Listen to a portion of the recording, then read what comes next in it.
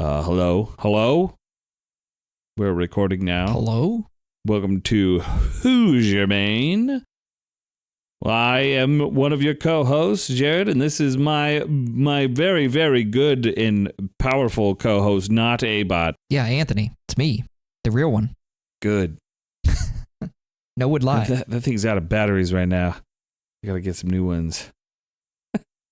They take AAA auto batteries? Yeah. It's just a single A. They just take a single A battery. Oh. What would that even look like? Is it big? Bigger? I don't know. Are there just A batteries? I don't know. Sure, I'm sure. Yeah. I mean, there has to be, right? I don't know.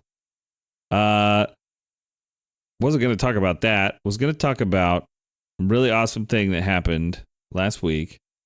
You and I had been talking about Switch 2 and was gifted one by my very good and close friends, Foxy and Drin. So big thank you to them.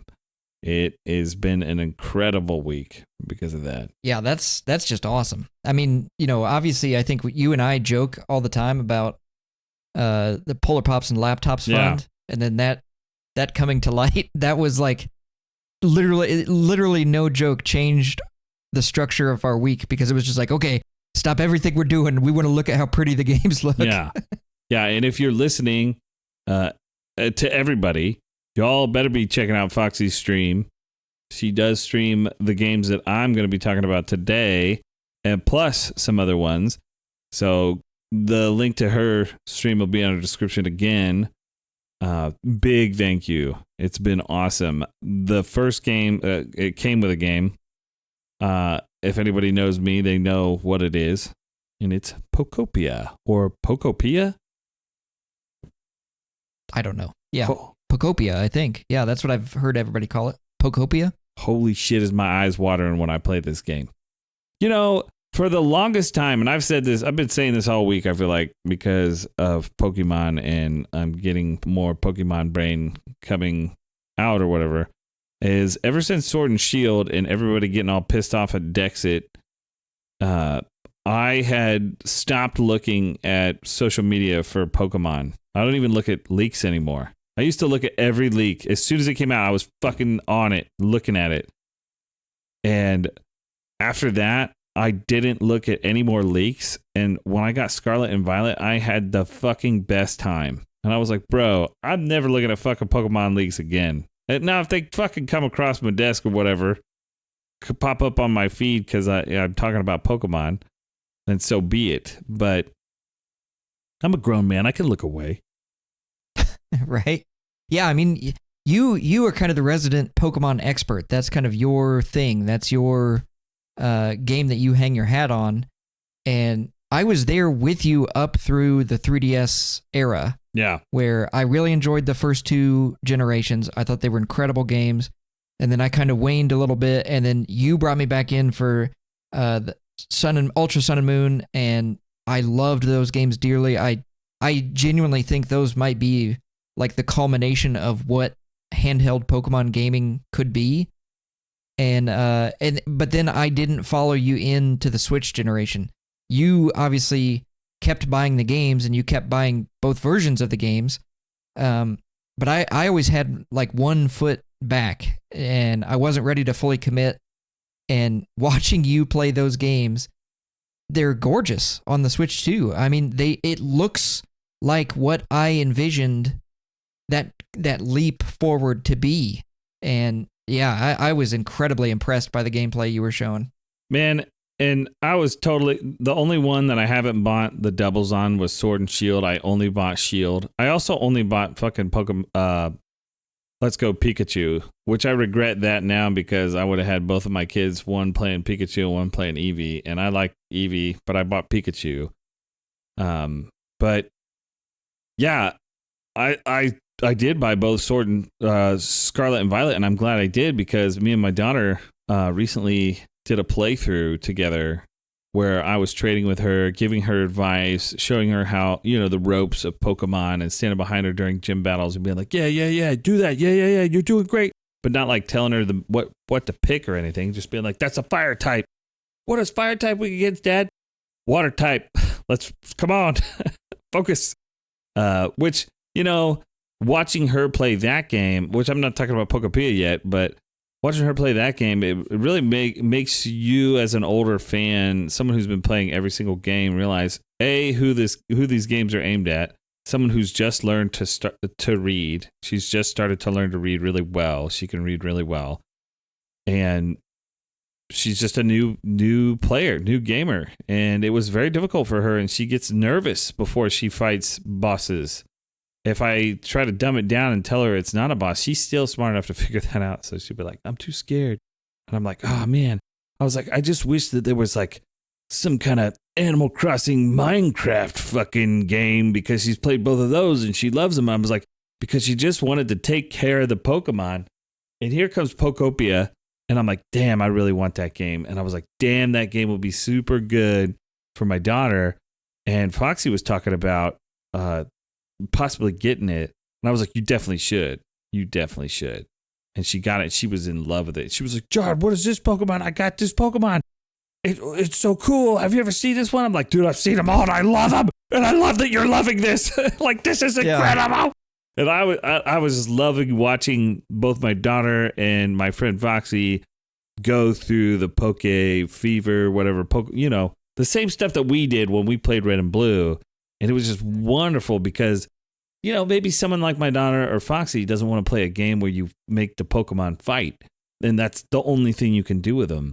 Because that's all you can do in a main game Pokemon, which I've been questioning my thoughts on that a lot recently. You and I have been talking about that. But I'm sitting here, I'm like, this is a main series Pokemon game now, folks. Like, they're going to keep making Pokopia games, right? Right? Chat? Somebody? They have to. I mean, like you said, I think this maybe isn't intended to replace, but it certainly rivals Animal Crossing. Oh, in that vein of, in a good way, in a very good way. In that vein of like, hey, collect your friends, and then hey, one of them's going to give you a little bit of a chore, and you go do it, and then you get a reward. Or hey, I just opened up a new biome. I'm going to go build houses there and see who shows up. I think that's awesome. I think that's a great way to introduce people to, like you said, Pokemon games who want a cozy game, not a adventure game, So that, to me, that's awesome. And then I think the other part of that that's cool, there's been like psychology and all of that stuff that says the human brain can only have an emotional attachment of up to 150 things. Yeah. And so Pokemon is literally engineered to be that like dopamine brain dump thing of like, these are my favorite things of all time. And I have like an eternal memory of them. And, we were talking about it, or you were saying like something pops up and you're like, oh, I know that one. That's so-and-so. They have this ability. A new person getting to experience that for the first time. The world is their oyster. They literally get to pick who do they want their favorites to be, what generations do they want to pull from. That's incredible. Where, you not saying that that's a bad thing, but you and I always kind of talk about that idea of like, should there be the 1,000 plus Pokemon from the past brought forward, or should it just be the new ones? And this is the perfect opportunity for a new person to learn those things. Oh my God. I think where I love Animal Crossing, what I think this game does better is every single Pokemon is that Pokemon. Like Scyther is Scyther and does Scyther things. It's not like this is a grumpy villager, and all the grumpy villagers kind of say the same thing, which would be really great if there was some kind of lore to each Animal Crossing character, which maybe we'll see in a future Animal Crossing game. Not trying to say that it's not, but it's also a very different experience than Animal Crossing because you build these habitats and then you search for Pokemon just like you would, and then you care for them. Like Charmander, let's say him. Once you kind of get things established, Charmander's like, look, it started to rain here, and I don't like rain getting on my tail. I really need a different environment than I started in. And I'm just like, oh my God, the fucking loop. I just thought it'd be like, okay, Charmander's done, and then each Pokemon, you can, something that the fans have always wanted forever and ever. I wish my guys would follow me. Aha, guess what? They do. And then when they do, you can have them do specific things because Ditto, which is who you are, which I don't know if we've said that yet, but I don't know how many people we've lost just talking about Pokemon, but say you need a campfire lit. Well, Ditto, for some reason, can't learn a fire move, which is fine.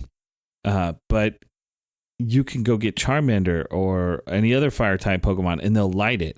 Or Ditto can't, it can plant things, but if you go get Bulbasaur, it'll make things grow. You do learn Water Gun, but you can go and get Squirtle and have Squirtle water things. Like, it's just like, this is awesome, man. Like, and then you're seeing the legendaries 2 times now.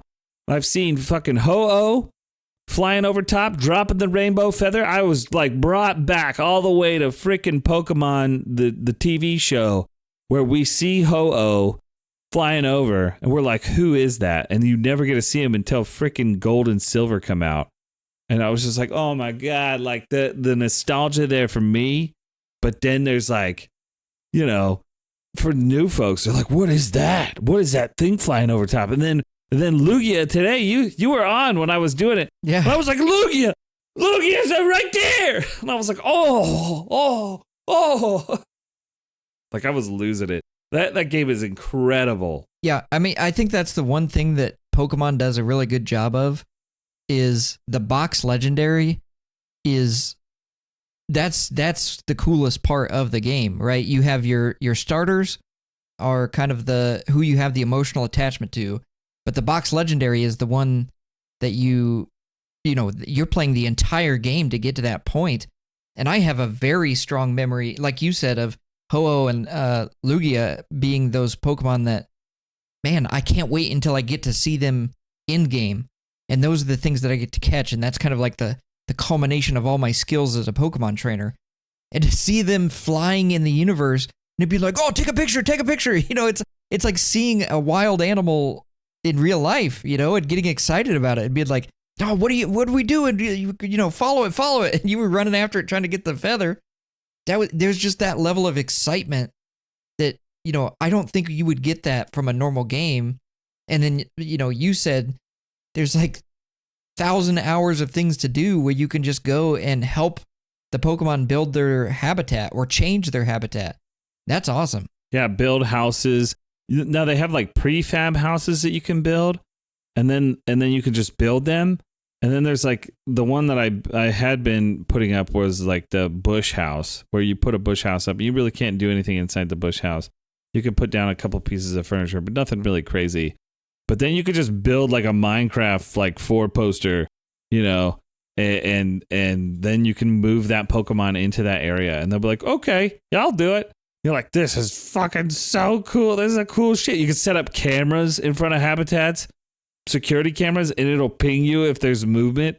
And then you could go and look and see what's happening, and then they'll be like, oh shit, you can see the grass moving. Then you just run to where that camera is. You're like, I gotcha. You get another Pokemon. Oh my God. It's just like the loop for a Pokemon person like myself, someone who loved Minecraft, someone who loved Animal Crossing, and loves Pokemon. This is it for me, baby. I was just like, holy shit. The only thing we're missing here is optional. I say this with huge, bold, optional battling. It would be sick to be able to battle. Smush these to the Pokemon game, man. It's like every time they make a cool Pokemon spinoff, I'm like, put that in just make that the game, just put it in the main game. They slowly did add Pokemon Snap like elements into Pokemon games, but they never like fully lean into it, or maybe like you were talking about tonight, the manatee surfing. Or I can't even remember the name of that Pokemon. Manatine, maybe? I don't remember. Yeah. They never commit to that for too long, but they should. Yeah. That'd be sick. Well, and I think one thing that kind of has taken over this generation of Pokemon is it's no longer about, battling and weakening the Pokemon and then you throw your Pokeball out and you catch it. There's alternative ways of playing that game, whether it's through Arceus, whatever you want to call it, and then like the Let's Go series, where you just catch the Pokemon, and the battling things, those things are kind of reserved for gym battles. I'm fine with that. I think that's okay as long as, you have these other elements that are there to kind of supplement the the kind of the grinding aspect of it. I don't feel like watching you or watching Foxy, either one of you felt like, oh, I'm grinding to get to the next level. It felt like you were accomplishing tasks like, oh, I need to build a road. Or when I was watching Foxy, she was putting up lampposts and connecting the electricity between the lampposts. Like, that's a cool mechanic to get you to, A, build your island, but also bring in new guys that doesn't involve you having to, knock them out or poison them or, negative connotations to interacting with them. You can just befriend them. That's a great way to play Pokemon. Oh my God. And talking about the decoration and stuff. So it's like story driven, right? But there is a secondary area that you can go and enter. I got to play this with my kids. I have 2 Nintendo Switch ones. I have an OLED Pokemon one, and then I have the one I bought like 9 years ago. And you can only, I should rephrase this because we found out that you can only game share to 1, not 2, but that's okay. I just watched my kids play it. But you can go to this like free form, like, sandbox island where you can just build whatever you want. I think Eevee's there, and there might be like some Eevee stuff going on. I haven't really explored it.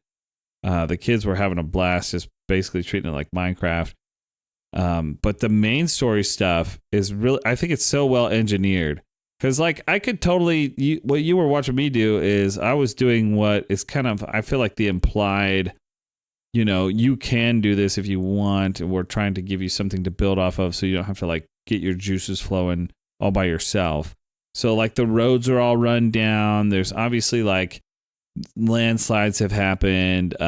There's broken lampposts like you saw, broken bridges. And so me and Foxy just kind of both locked in doing the same thing where we're just repairing what's there and repairing the buildings that are already there. But you could totally just go ham and just like fucking tear all that shit out, put all a bunch of ground in, and then just build whatever the hell you want.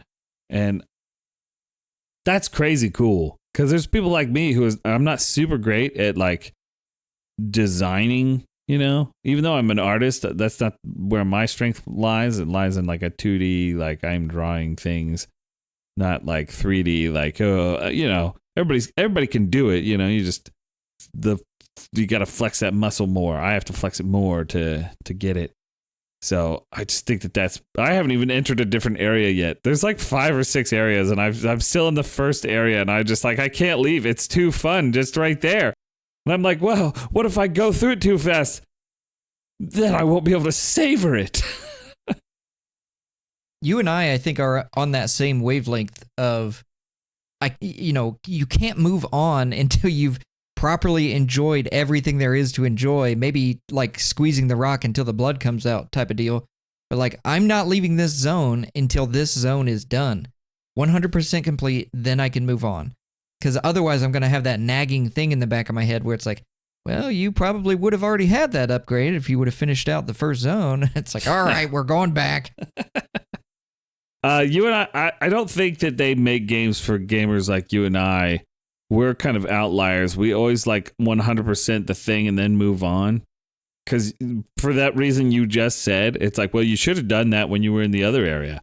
When I think most games now are designed for, you're just going to run through this. You're going to taste it a little bit, and then you're just going to run through to the next thing. And then you'll come back. And then so you and I always have this, like, we've already done everything. And they're like, you've already done that? You've already done that? Well, you did too much. Now you're over leveled. I'm like, oh, fuck.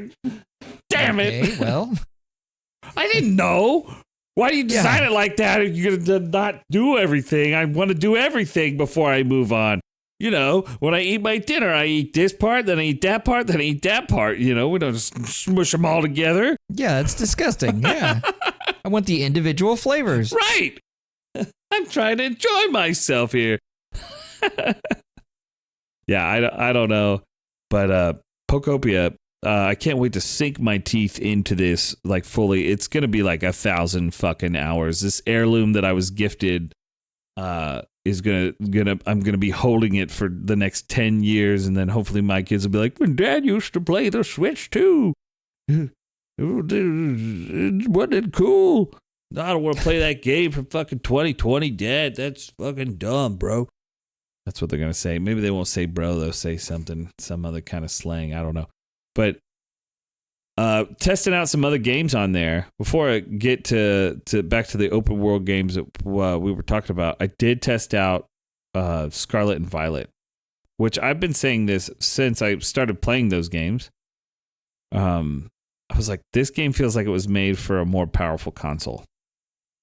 And it got a Switch 2 update, okay? It's not just like vanilla running better kind of scenario. They've definitely gone in and optimized things and fixed things. I think one of the most glaring thing that I was able to point out, and I'm not even talking about everything that you can just see as soon as you switch the game on.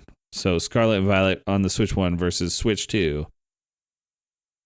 The animation for if you're playing Scarlet and you're riding the co-ride-on, the big red lizard, it used to every now and then bug out and your character would just do this thing. Maybe I could throw a clip up. I think I have a clip of just the jank that used to happen in Scarlet. When I played Violet, I did not have these kind of problems. For some reason, Scarlet just ran a little bit worse than Violet. And when I turned that fucking thing on today, it was like a dream. It was like I was like in a dream. I was like, what is this? You could see Pokemon for so far. It was amazing, dude. I was just like blown away. The frame rate was incredible. The most notorious thing over in Artisan, it's like the first gym you go to, there's a windmill and there's an LOD like loading thing going on where when you're so far, the fucking windmill like drops to like 10 frames. And as you get closer, it adds more and more until you get closer, but then it still kind of looks like crap. It never stopped spinning normally on the Switch 2. I was just like, what? The thing that blew my mind was just the sheer amount of Pokemon that were on screen at one time. So many! Like, the difference between you playing it on Switch 1 and you playing it on Switch 2, I think there was, I don't know, maybe like 10 to 15 on screen at one. You know, different biomes as well, because it was like they were in the water, they were up on land. It wasn't like, you know, you get to load this spot and then you get to load this spot and then you get to load this spot. They were everywhere. It was just so cool to see you driving around. There were no hitches, no frame rate, you know, stuttering or buffering or anything like that. It just worked. It was incredible. I was just so awestruck sitting there playing that. I was just like, I kept going to the different areas. You could see different fucking Pokemon hanging from the trees. I could see Pokemon swimming in the water far away. I was just like, I would say, why is no one talking about this? But I don't really look at social media for Pokemon because I'm too scared I'm going to get influenced and have some fucking shitty opinion like I did with Sword and Shield. And I liked Sword and Shield. So it was just like, oh man, I was just like, I can't believe this. I need to try some of these other games that got Switch 2 updates. I don't have them all. But the Pokemon games were the ones that really just stood out to me. I only played the demo of Star Fox. I played Max's maybe a week and a half ago, 2 weeks ago. I don't remember. I played his and I thought Star Fox was amazing. Very cool, very different from the original, and that's fine. I don't have a lot of opinions because I've only played the demo and did the last stage for him to like blow apart Andros or whatever. On the easy mode side, people calm down. Spoilers. Whatever. Spoilers, my ass. Anyway, yeah, it looks good. I can't wait to just see more of what the Switch 2 can do. I'm so excited for it. It's so awesome. Yeah, every game that you showed, it was just better. You know, like the frame rates were better. There's more detail. Star Fox looked really good. Especially, you know, it's trying to simulate high speed action. And I think on the Switch 1, that was something that the Switch really struggled with, was the illusion of speed. And it seemed fine. It looked better than fine. It was great. So I think that's just kind of the overall sentiment, is like everything that you were used to is just now better with the Switch 2. I think it just works better. It's smoother, less, like you said, less graphical hitches or glitches or whatever. So it's just like an across the board upgrade. I was thinking about the 3 games that we talked about. A Switch 1 game with a Switch 2 upgrade. Pokopia, which is a Switch 2 game. And then another Switch 2 game, which I only was playing the demo of, which was Star Fox.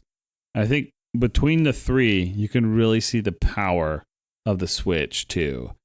And it really feels like a next-gen console to me. Whereas the Switch 1 was like a better Wii U. And people didn't like the Wii U. I liked the Wii U. And good for me because a lot of the fucking bangers that are on Switch 1 are Wii U games. But seeing... So if Pokopia was like, this is what we can expect for creativity and newness, I think that Star Fox is what we can expect for graphical fidelity, which I thought looked incredible. I'm just like, this game looks incredible.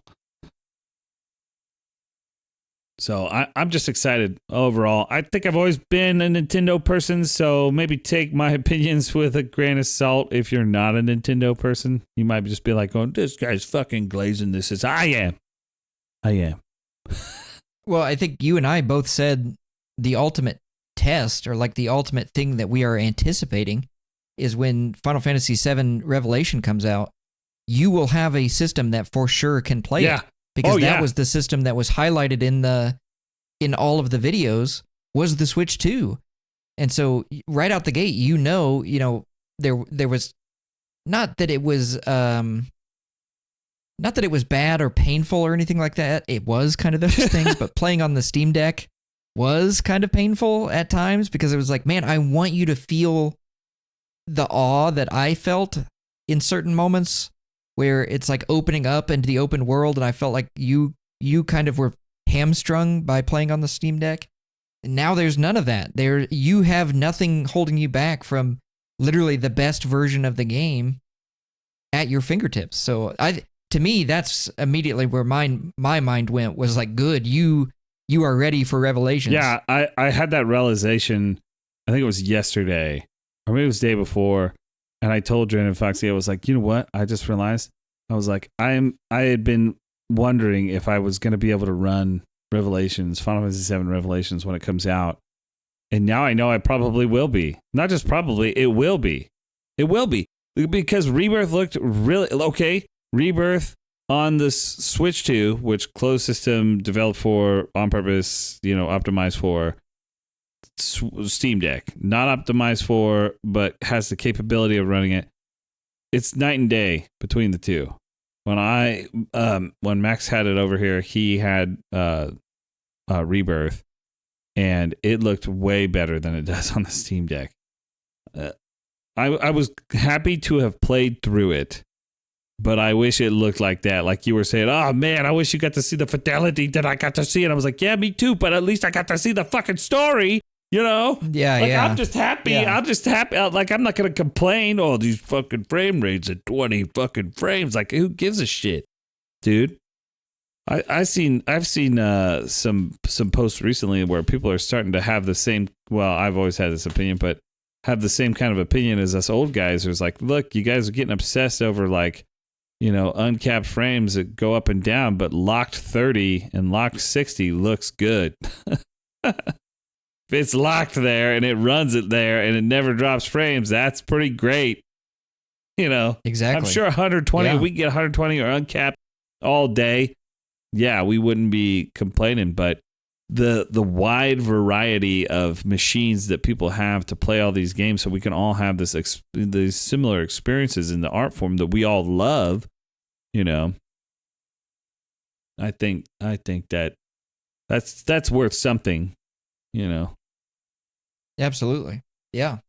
Yeah. I mean, the thing that I always think of when that stuff comes up is that 4-panel meme where it's like, oh, I play on PC because I prefer uncapped frames and I prefer to play at 120 frames per second. It's like, oh, so you have a 120 frames per second monitor?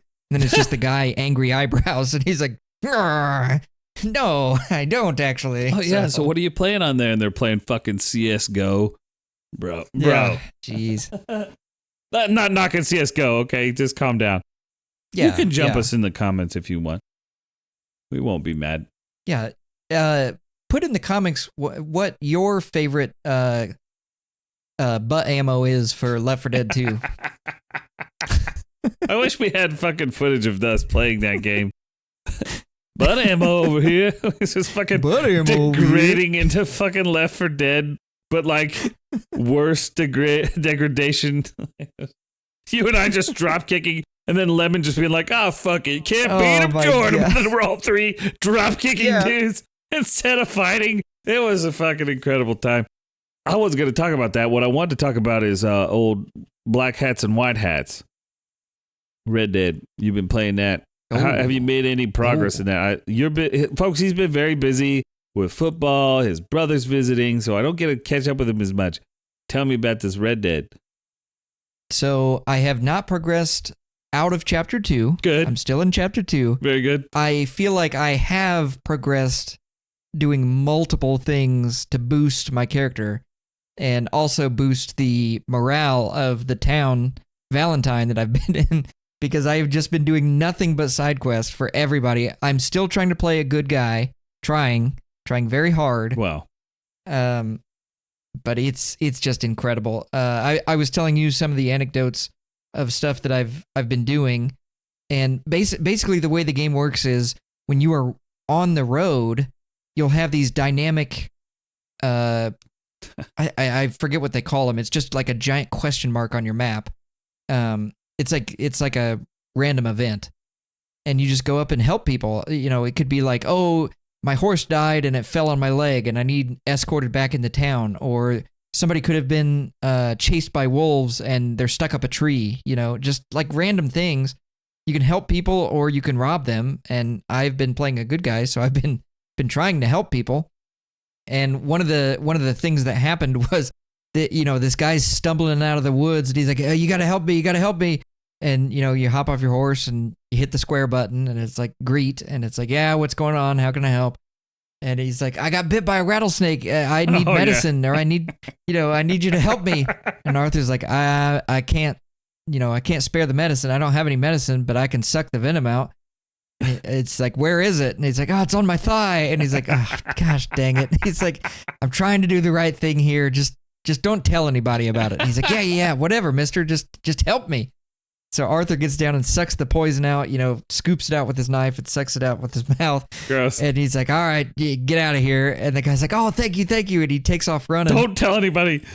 Yeah, don't tell anybody. It was embarrassing. I'm supposed to be a cold-blooded killer and outlaw. And so I forget what I had to do. I had to go to the gun store and get a varmint rifle because I was hunting animals, and the caliber of gun I was using was ruining the pelts of the animals.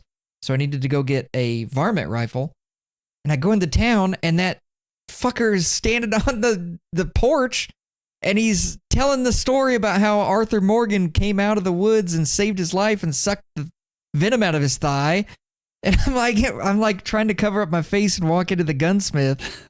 And he's like, oh, it's you, Arthur. You're that guy that sucked the venom out of my thigh. And he's like, I told you not to tell anybody. And he's like, oh, no, don't worry about it. Like, all these people are really excited that you're helping out around town. And he's like, hey, I'm good friends with the gunsmith. Tell him that I sent you and you can get a free gun. And I'm like, okay, well, you know, that's something, I guess. That's worth it. So I walk into the gunsmith and he's like, that guy doesn't have any pull here. I'm not going to give you a free gun. If I could go back outside, I'm going to beat your ass. You raggle fraggin'.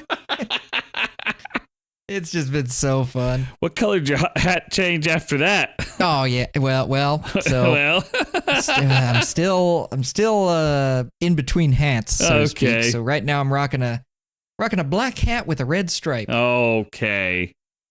Well, folks. Couple bounty hunters bumped into my horse. Okay. That's a damn hat you're wearing. The hat wars. Yeah. The hat wars are on, folks. The hat wars. Yeah, I like that.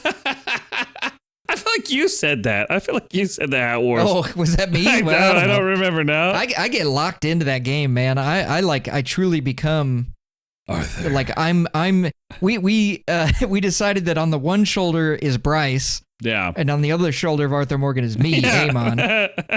But sometimes Bryce is busy, and so it's just me giving the advice. He's just like, do what he says. I like that. It's going to lead to a fight. Sometimes he's just like, go ahead. Let him talk. It really is like that, folks. It's like fucking watching him play that game is just like he's walking up and he's like, he's going to do the right thing. And he's like, yeah, but I know what kind of horse that is. It's a Dapple Gray, Bapple, or something. I don't know fucking horse names like you do now. You and my wife might as well talk about horses now, I guess, because both of you guys know more about horses than anybody needs to. Or maybe they do need to. I could be totally... Mr. fucking Pokemon guy, well, you guys shouldn't learn about real animals. That's stupid. You know what's cool? Pokemons. Okay. You know what's cool? I got a Rapidash. What do you have? I just know I won't be hungry later because I'm going to eat my words on that. Well, while you've been learning about horses, I've been playing Tears of the Kingdom Switch 1 version. I need to get the Switch 2 version, folks. Just calm down. But I've been playing that, and I've gone off the deep end in the creation part. I can only think about different things I want to make when I'm not playing it. And when I'm playing it, I'm just gathering materials so that I can make stuff. And I'm just like, yo, Nintendo, can you put more of this creation stuff? Like, expand upon this, please. That'd be great. I really am enjoying myself. I made a mech that walks and shoots stuff.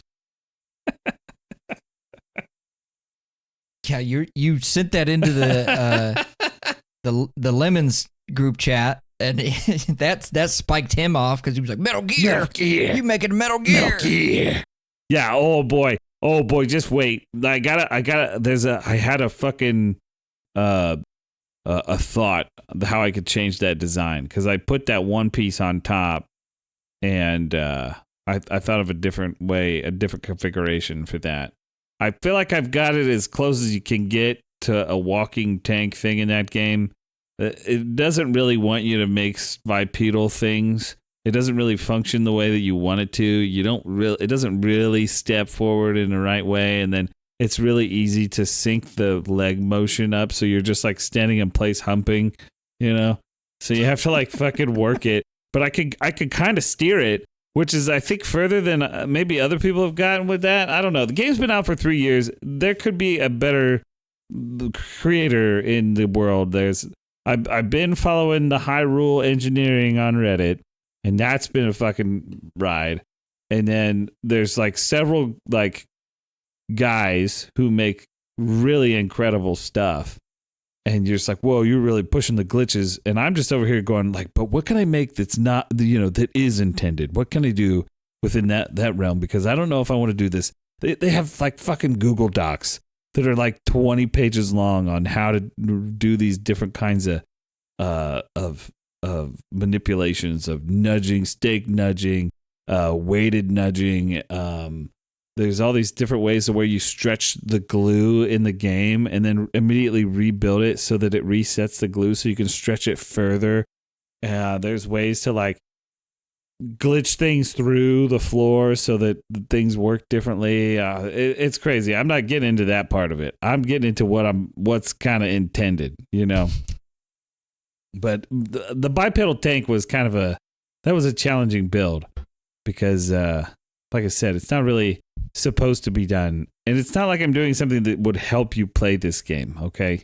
What I've done is not helpful. It's just novelty. Yeah. So I will show that off here soon. And maybe I'll show you my journey with it, because that thing has gone through some stages. I'm blowing myself up lots. Legs falling off mid-combat, stuff like that. Yeah. I'm just imagining the scene in Metal Gear Solid 5.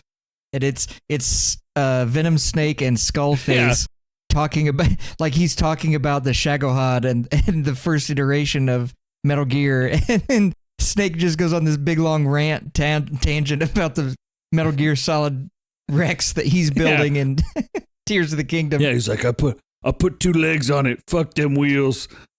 How'd you get it to walk up a hill? Can't do it. You can't do it. Can't walk up even a slight incline. Gotta fight downhill. Yeah, actually, if you go downhill too fast, your leg will fall off. Yeah, you slip. My favorite was I moved it, but I had put the guns for it on the very in front of me so that I could watch them fire. But what I didn't anticipate was because they're all auto aim, the weaponry. You attach these things, and then there might be a way to fucking manual aim. I might try to figure that out. But for now, I'm not trying to figure manual aiming.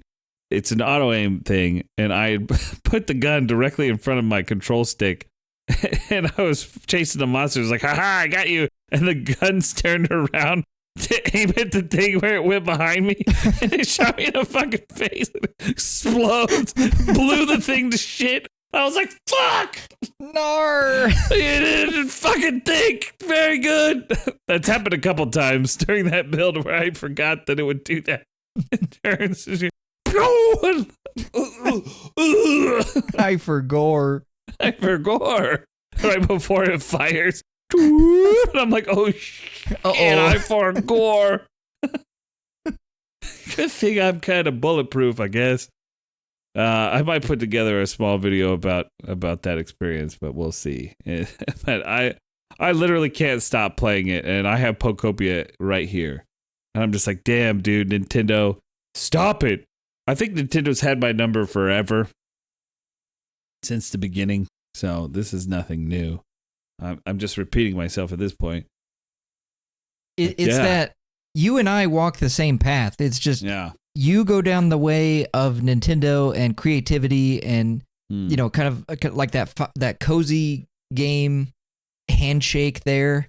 And then mine is that right-hand path of, I want there to be some kind of moral system, moral code.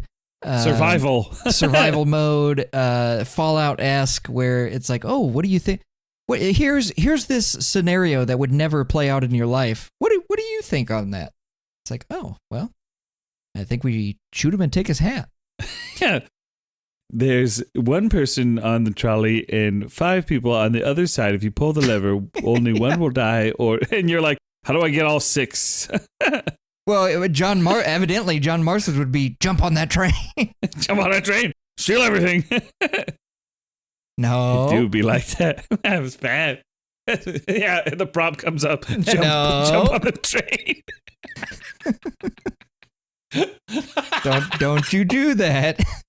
Good. I'm constantly trying to wrangle him in.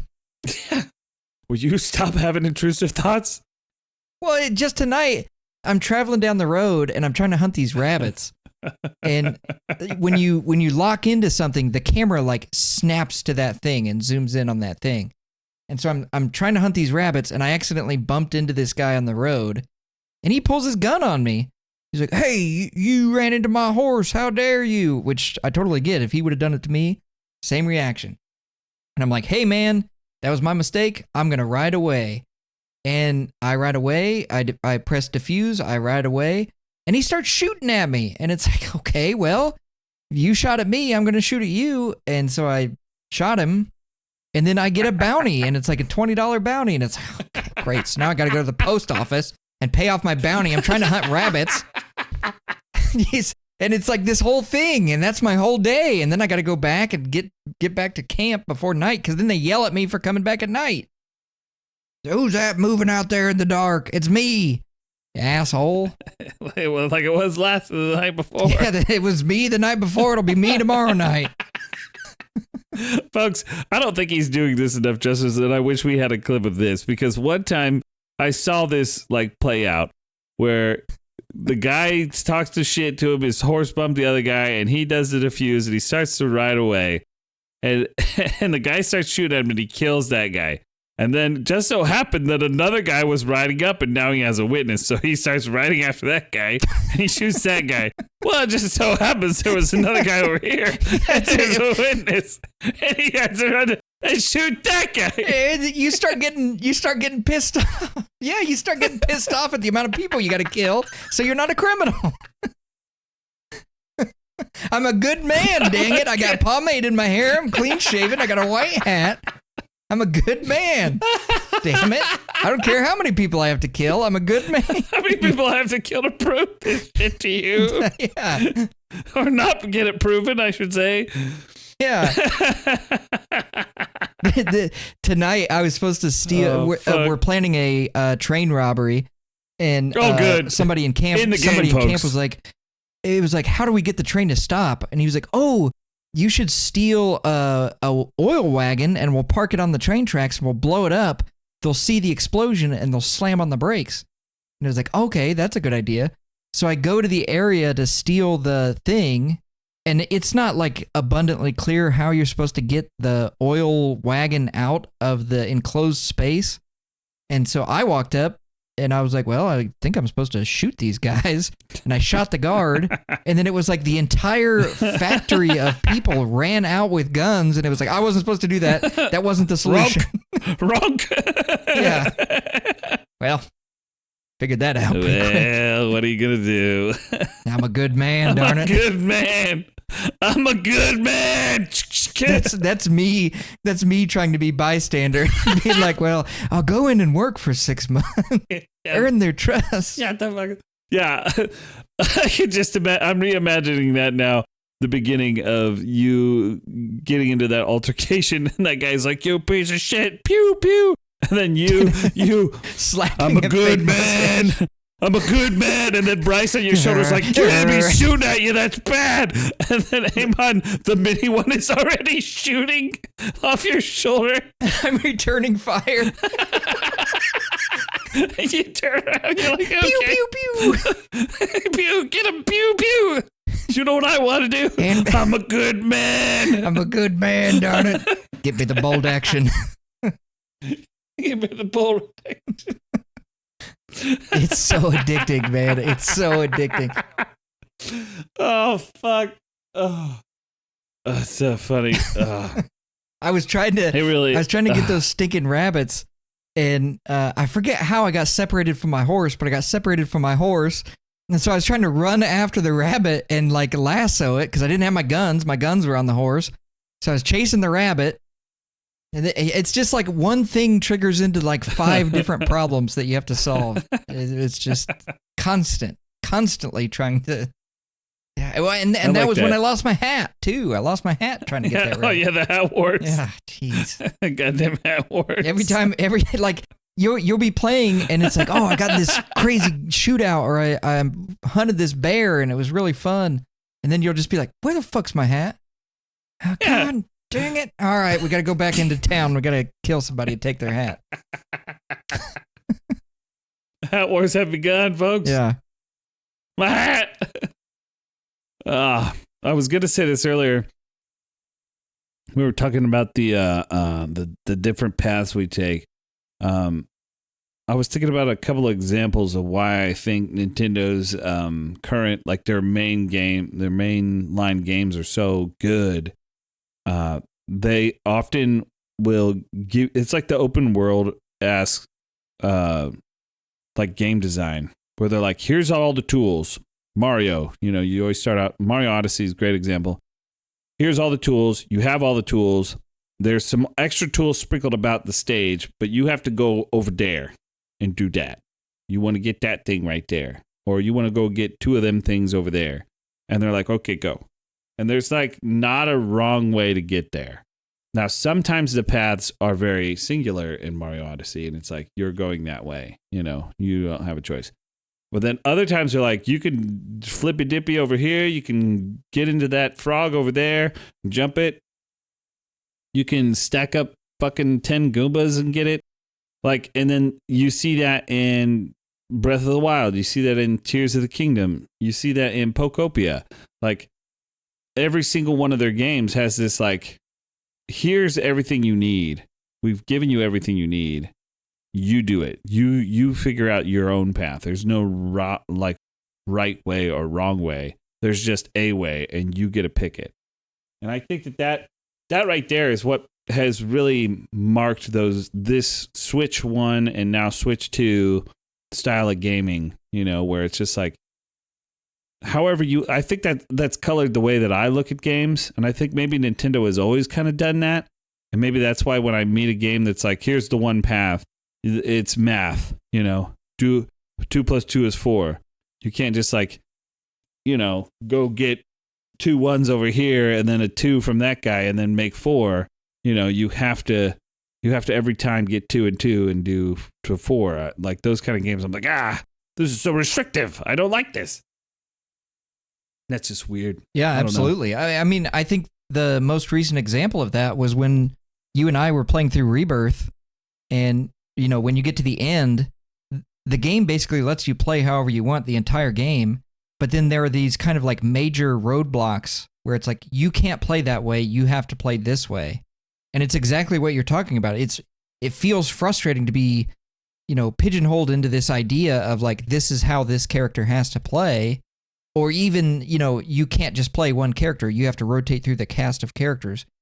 And you and I don't like that. We like being given all of our tools and then shown like, okay, figure this out. You are a big boy. You can do this. And I like that style of game. I think that's, we talked about this a couple episodes ago, but like, I think that's a Far Cry type way of dealing with things where maybe you don't get to have these really hyper linear experiences that are tailor-made to the story or tailor-made to you, but that freedom, that gives you an experience that you made. You did this. It was your idea. And I like that. I think that makes that, you've talked about this before, but I think that would be a really good example of if you could have those specialized builds, that would be an even cooler way of making it so that you could do things your way. And then when, those individual pieces break, then you can kind of go into generalist mode and do things however you want. But yeah, I'm right there with you. I think that's an incredible way to play a game. Yeah.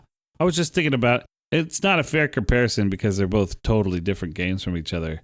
But like Final Fantasy VII Rebirth versus like Baldur's Gate 3. Sure, like yeah. Baldur's Gate 3, it's like, yo, here's your whole party, use them how you want, but they are all important to the story, and whoever you bring, you're going to see a different story every single fucking time, but it's still the same story overall. But when you get to the last battle, you and I, say when we were playing it together, we could just apply our degenerated fucking builds to the end of the game. Whereas like at the end of Rebirth, it's like, here's the characters that you get to be. You don't get to be other characters because we're telling you a story. Right. And it's like two different kinds of mindsets there. And there's nothing wrong with either. And comparing them is you're going to just get the same result every time where it's like, well, I don't really like that because I don't like that. But really, they're both good. But I definitely think that there are criticisms to be made about Rebirth and its gameplay, which we haven't really talked about that here yet.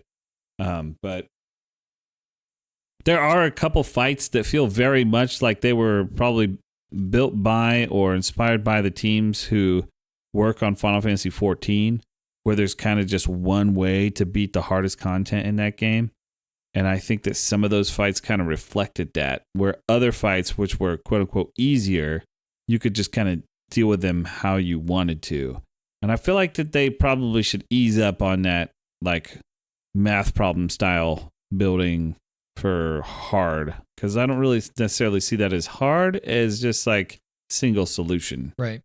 And once you know the single solution, it's not as fun to do because then it's like, well, that other way doesn't work because it just doesn't. Instead of, it doesn't work because you're not optimizing the way that you're playing that build that you're doing, which is something that you and I like to do. We like to dive into that, like, oh yeah, you doing that janky thing? Let's see if we can exploit that janky thing.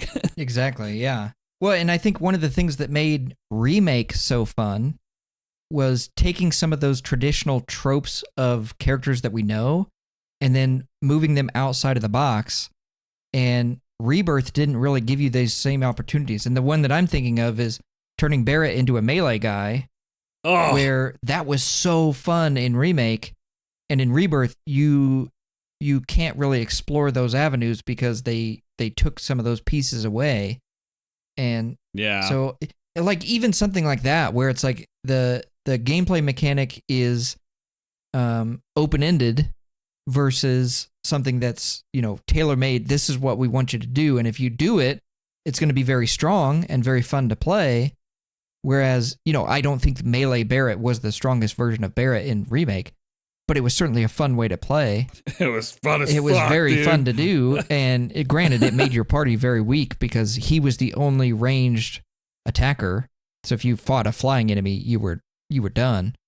But I don't know. That was just kind of like the example that I had of the openness of a game versus kind of the restricted linear version of a game.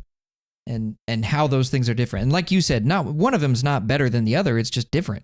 And I think you can have both and still make a good game. But the Tears of the Kingdom, especially watching you play it, even comparing the first one to the second one, you could tell there was just a noticeable uptake in quality of that game. Yeah. Not going into all the Tears of the Kingdom thing here at the end here. Especially my thoughts on that those two games, which I need to play the Warriors games now because I really want to see how all that story kind of is. That's a can of worms too. Is Zelda and its timeline and Zelda in general. I think there's a lot of content creators and a lot of people out there who have a lot of opinions that will then produce them as fact. And then the facts that are true, not them, but the ones that are from Nintendo and from the games, there's not really a lot of ground to stand on. So, but Tears of the Kingdom itself, we're talking about Zelda, that game, it started out as a DLC for Breath of the Wild, and then it got so big that we're like, oh shit, new game. And then so some people were kind of mad because they reused the map from Breath of the Wild. But personally, I'm sitting here going, I don't care. That's fucking awesome. Like, would I like to have seen this as a DLC? I don't know how you would have done that. But yeah, dude, updating something into something new is so cool. And it being a standalone game is totally worth it. And I know a lot of people were mad about the depths and the Sky Islands not being very good. And I could have a comment here about how you can watch the cutscenes out of order, which I don't really like for this game. But yeah, it definitely is better, in my opinion. So I don't know. I want to leave them with that, unless you got something else you want to say. No, I agree. I think you and I are kind of the same. We have two very similar ideas when it comes to storytelling, which is a story is as good as its characters. I think your game has very good characters. And then I think as far as gameplay goes, if you're having fun, that trumps everything else. And you're having fun. So that means it's a good game. And I think those two things are the most important thing. Can your characters carry the story? Yes. Are you having fun? Yes. It's a good game. Yeah, W. I think you and once again, you and I just went into the same kind of pockets. Yep. But like our own personal flavors, and I can easily see both of us playing these two games like 1,000 hours. We could probably swap games and get another 1,000 hours. True. So I don't know what you'll hear from us next week. Maybe more of this. Yeah, probably. Maybe more Pokopia. But I don't have anything else. I'm tapped. Okay. Well, I'm gonna go play Red Dead then. Okay, I'm gonna go play something. Okay. Anything I want. All right. Yeah. Well. Okay. See ya.